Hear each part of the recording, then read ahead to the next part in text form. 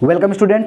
तो बहुत बहुत स्वागत है, मैं आप सभी लोगों का स्वागत करता हूं आपके अपने यूट्यूब चैनल राजन क्लासेस में। तो कैसे हैं आप लोग? उम्मीद करेंगे मस्त होंगे, स्वस्थ होंगे, थोड़ा व्यस्त भी होंगे। ठीक है, तो व्यस्त कहाँ होंगे ये तो हमें नहीं पता, लेकिन आज से अगर व्यस्त होना है तो कहीं यहाँ हो जाइए, क्योंकि आज हम आपका स्टार्ट करने वाले हैं फिजिक्स यानी कि भौतिक विज्ञान का अनसॉल्व्ड पेपर। तो आज हम previous 5 year questions and unsolved से कराने वाले हैं। तो चलिए मैं स्टार्ट करता हूं। स्टार्ट करने से पहले मैं आपसे एक छोटी सी गुजारिश करना चाहूँगा, यदि आपके पास पेन नहीं है तो मेरा पेन ले लीजिए, यदि कॉपी नहीं है तो मेरी कॉपी ले लीजिए, और आप पेन कॉपी ले करके क्वेश्चन को नोट कीजिएगा। सॉल्व हम करके दिखाएंगे, आप सॉल्यूशन भी नोट करिएगा, क्योंकि ये जो तैयारी है बहुत ही कम समय की, कहते हैं ना smart study in less time. कम समय में स्मार्ट की तैयारी कैसी होती है, स्मार्ट तैयारी, वो मैं आज हम बताने वाला हूं। तो चलिए, ये अनसॉल्व्ड है, आज मैं इसका पहला सेट स्टार्ट करने वाला हूं। तो आपके स्क्रीन पे दिख रहा होगा, पहला सेट है 2022 का। ठीक है, तो पहला सेट 2022 का है। इसका नाम क्या, इसकी कोडिंग जो है भाई 346GA। 346GA, ये देखिए, ये आपकी कोडिंग है। इस कोडिंग के पेपर को मैं सॉल्व करने जा रहा हूं।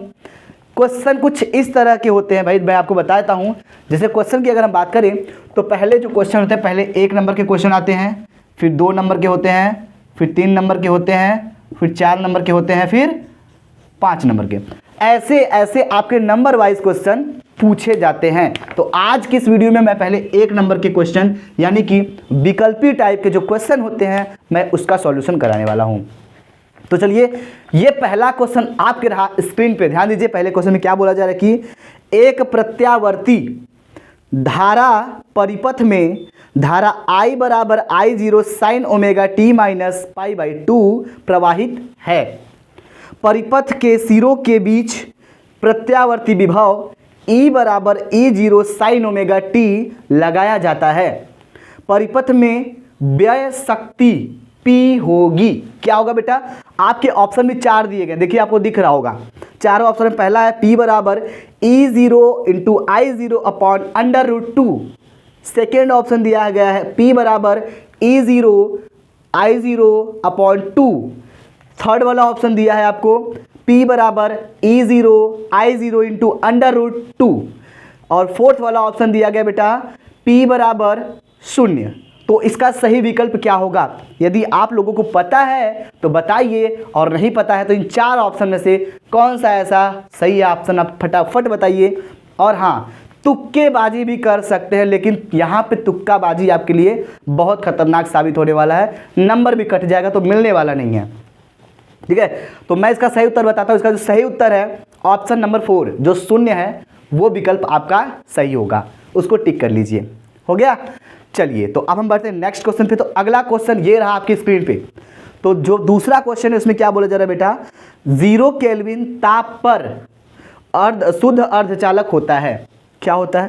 पहला ऑप्शन है आपका चालक, दूसरा ऑप्शन है आपका प्रतिरोधक, और तीसरा ऑप्शन है आपका शक्ति स्रोत, और चौथा ऑप्शन है आपका विद्युत रोधी।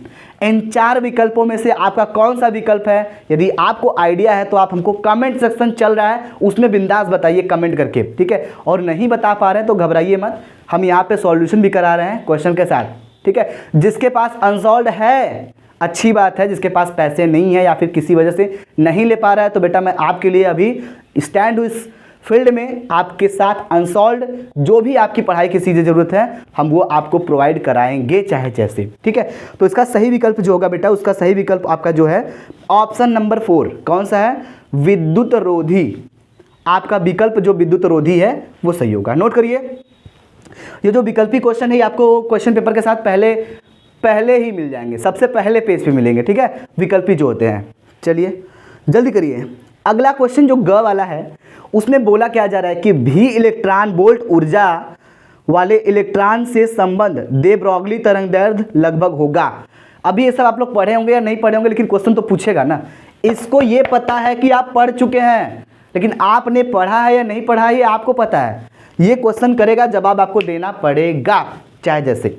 ठीक है, तो चलिए हम आपको टॉपिक, जो ऐसा टॉपिक रहेगा जो आप कभी नहीं पढ़े हैं, जो नहीं समझ में आ रहा है, उस टॉपिक को भी तोड़ेंगे हम आपके सामने, टेंशन बिल्कुल मत लीजिएगा। ठीक है, लेकिन हाँ, आपसे गुजारिश है वीडियो को डेली प्रतिदिन आप क्लास अटेंड करेंगे तब समझ में आएगा, ठीक है।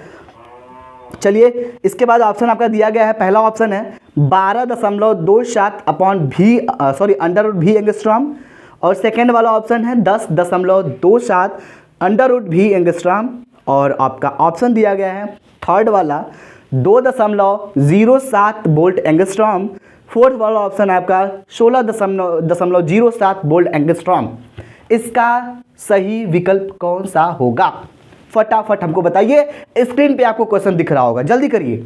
इसका सही विकल्प जो है बेटा वो ऑप्शन नंबर पहला है, यानी कि 12.27 अपॉन अंडर रूट भी एंगस्ट्रॉम, पहला वाला ऑप्शन, ठीक है, दिख रहा है ना? गुड। आइए बढ़ते हैं क्वेश्चन नंबर घ के पास। चलिए क्वेश्चन नंबर घ में क्या बोला जा रहा है?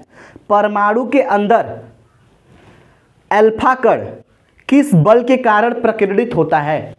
दिया गया बल आपका गुरुत्वीय बल, दूसरा ऑप्शन है नाभिकीय बल, तीसरा आपका है कूलाम बल, चौथा आपका है चुंबकीय बल। कुछ बच्चे कुछ ओवर एडवांस दिमाग लगाते हैं साला परमाणु है तो जाहिर सी बात है परमाणु है तो नाभिक में ही होगा, नाभिकीय बल लगेगा, लेकिन ऐसा बेटा बिल्कुल नहीं है। यहाँ पे जो सही विकल्प है वो ऑप्शन नंबर तीसरा सही होगा, यानी कि कूलाम बल के कारण प्रकीर्णित होता है, ठीक है बेटा, नोट करिए फटाफट। चलिए इसके बाद आपका अंग वाला क्वेश्चन क्या बोल रहा है? अंग वाला क्वेश्चन ये रहा आपके स्क्रीन पे, पहले इसको पढ़िए समझिए उसके बाद इसका उत्तर दीजिए। बोला जा रहा है कि विद्युत चुंबकीय विकिरण स्पेक्ट्रम में अवरक्त विकिरण का आवृत्ति परास है। आपके ऑप्शन है, पहला ऑप्शन 3 × 10⁻⁻14 से 3 × 10⁻16 हर्ट्ज, और दूसरा ऑप्शन है 3 × 10⁻12 से लेकर के 3 × 10⁻14 हर्ट्ज, और तीसरा ऑप्शन है 3 × 10⁻16 और इसके ऊपर। चौथा ऑप्शन है उपर्युक्त में से कोई नहीं। तो इसका जो सही विकल्प है बेटा वो ऑप्शन नंबर आपका सही होगा सेकंड वाला ऑप्शन जो दिया है 3 × 10⁻12 से लेकर के 3 × 10⁻14 हर्ट्ज तक, ये आपका विकल्प सही है। अंग क्वेश्चन कंप्लीट हो गया।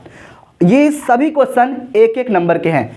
इसके सामने आपको जो दिया गया है नंबर दिखाया गया कितने नंबर का क्वेश्चन दिया गया है, ठीक है बेटा।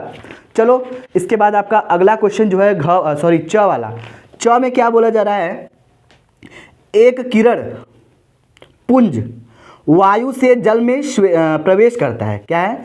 एक कोई किरण पुंज है जो कि वायु से जल में क्या कर रहा है? प्रवेश कर रहा है, वायु से जल में जा रहा है, ठीक है बेटा। मेरी इस बात को ध्यान से सुनिएगा। निम्नलिखित में से कौन सा अपरिवर्तित होगा? आपके 4 ऑप्शन दिख रहे होंगे। पहला है वेग, दूसरा है आयाम, तीसरा है अनुदैर्ध्य और चौथा है आवृत्ति। बताइए इसमें से सही विकल्प आपका कौन सा होगा, जल्दी करिए। तो इसमें आपका पहला ऑप्शन जो है वेग, ये बिल्कुल नहीं होगा। आयाम तो होगा ही नहीं, अनुदैर्ध्य भी नहीं होगा। आपका ऑप्शन नंबर जो 4 है, चौथा नंबर है आवृत्ति, ये विकल्प आपका सही है। आपको मैंने एक एक नंबर के 6 क्वेश्चन करा दिया और आपको यहाँ से 6 नंबर ले जाना है। आप सभी क्वेश्चन को तैयार कर लीजिएगा। कल से हम नेक्स्ट वीडियो में जब मिलेंगे तो हम बिल्कुल स्टार्ट करेंगे जो एक एक नंबर के क्वेश्चन होते हैं, 2-2 नंबर क्वेश्चन होते हैं, वो हम क्वेश्चन डिस्कस करेंगे, ठीक है बेटा। उम्मीद करेंगे आपको ये सारा क्वेश्चन समझ में आ गया होगा। और एक चीज़ ध्यान दीजिएगा, इसमें कुछ क्वेश्चन एक एक नंबर के और भी हैं, वो भी मैं आपको कराते हुए आगे चलूँगा, ठीक है। उम्मीद करेंगे आपको ये सारी क्लास समझ में आई होगी। वीडियो को लाइक कर दीजिएगा और सुपर बैच के जुड़ने के लिए नीचे दिए गए लिंक पर क्लिक करना नहीं भूलिएगा। So thank you. जय हिंद दोस्तों, जय भारत।